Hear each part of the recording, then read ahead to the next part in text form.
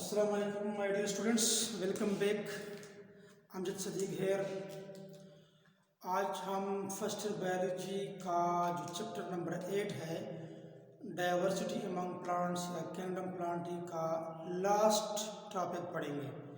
इससे ये पूरा चैप्टर जो है ये कंप्लीट हो जाएगा।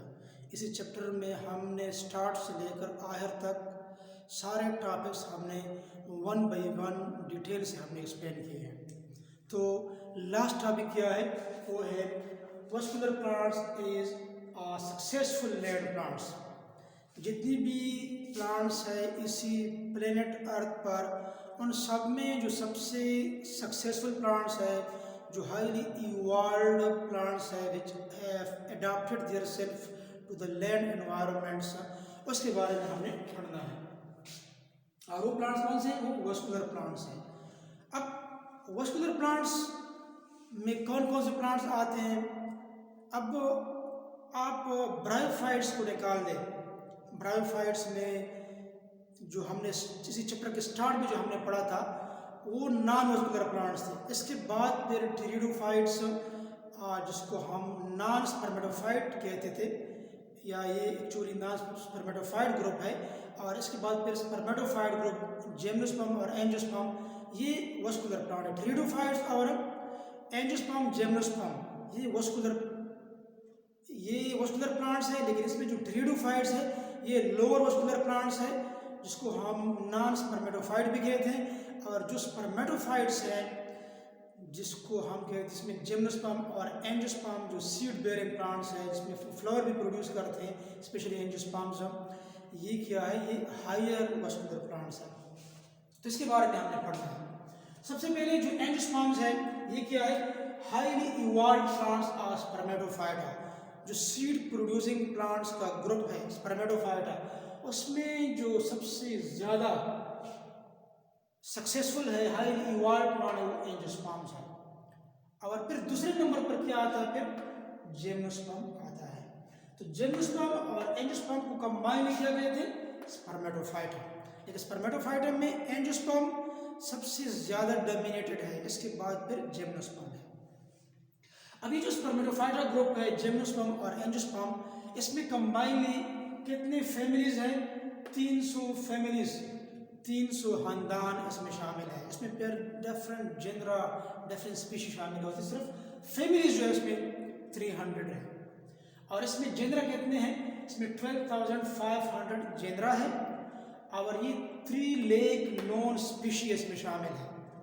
3 लेक नॉन स्पीशी। इस तरह कि हम जब कोई बायोलॉजिकल नेम लिखते हैं तो वो 2 नाम पर मुश्तमिल होता है। पहला नाम जीनस होता है, दूसरा नाम स्पीशी होता है। जिस तरह कि हम कहते हैं ब्रासिका कैम्पेस्ट्रिस, ये मस्टर्ड प्लांट या सरसों का जो पौधा होता है उसका बोटेनिकल नेम है ब्रासिका कैम्पेस्ट्रिस। ब्रासिका जीनस है, जेनरा इसका प्लूरल है, और जो कैम्पेस्ट्रिस है ये स्पीशी है इसका। तो एक जेनरा में फिर कई स्पीशी भी हो सकते हैं, ठीक है। इसमें 3 लेक नॉन स्पीशी है जो आइडेंटिफाइड है। अब एंजियोस्पर्म जो है ये रैपिडली एक्सपेंडिंग ग्रुप है। ये रैपिडली एक्सपेंडिंग ग्रुप है, सबसे हाईली इवॉल्व्ड है, सबसे ज़्यादा अर्थ सरफेस पर ये मौजूद है। फ्लरिशिंग कंडीशन में एंजियोस्पर्म फ्लोरिंग प्लांट्स मौजूद है। और यही प्लांट इसी वजह से क्या है, मोस्ट सक्सेसफुल प्लांट्स है। लेकिन इसी एंजियोस्पर्म में जो कि रैपिडली एक्सपेंडिंग ग्रुप है, इसमें फिर कौन सा फैमिली, 300 डिफरेंट फैमिलीज है, कौन सा खानदान सबसे ज़्यादा फ्लरिशिंग कंडीशन में मौजूद है? MCQs point of view it is important.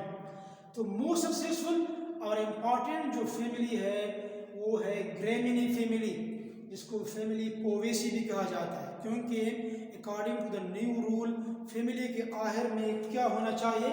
CEAE। Family के आखिर में क्या होता है? Must CEAE। पहला नाम क्या था? ग्रेमिनी। बाद में इसको पोवेसी का नाम दिया गया, जिसको जनरली ग्रास फैमिली भी कहा जाता है। ये एमसीक्यूज पॉइंट ऑफ व्यू से इंपॉर्टेंट है, एमसीक्यूज में आ सकते हैं कि ग्रास फैमिली कौन सा फैमिली है, तो ग्रेमिनी या पोवेसी। और इसी ग्रास फैमिली में या ग्रेमिनी या पोवेसी में कितने स्पीशीज शामिल हैं? 7500। जो बकाया जितनी भी फैमिलीज है उसकी निस्बत ये सबसे ज़्यादा स्पीशी है। इसी वजह से एंजियोस्पर्म में जो हाईली इवॉल्व और फ्लरिशिंग फैमिली है वो है फैमिली ग्रैमिनी, या पोएसी, इसको ग्रास फैमिली भी कहा जाता है। इस एंजियोस्पर्म ने या इसी फैमिली ने भी कॉलोनाइज ग्रेट एरियाज, ग्रासेस वगैरह जो होते हैं आप लोगों ने देखा होगा हर जगह पर होते हैं, और ये एंजियोस्पर्म ही है। मतलब एंजियोस्पर्म क्या है? डाइवर्स ग्रुप है।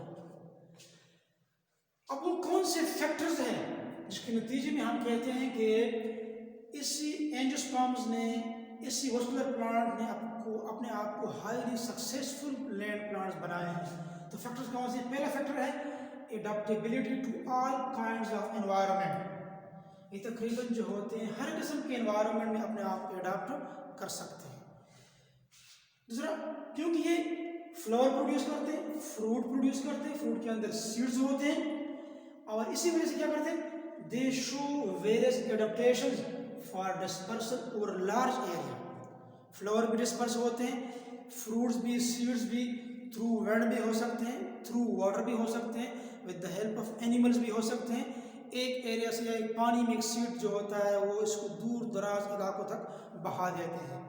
ठीक है, तो ये चूंकि इसमें ये बहुत सारे स्ट्रक्चर पैदा हो रहे हैं जो सबसे ज़्यादा है बाकी प्लांट्स की निस्बत, तो इसी वजह से इसकी जो एडाप्टेबिलिटी है, इसका जो एडाप्टेशन है वो ज़्यादा एरियाज में मौजूद है ज़मीन के सरफेस पर, क्योंकि इसकी डिस्पर्सन बहुत दूर दराज इलाकों तक होती है।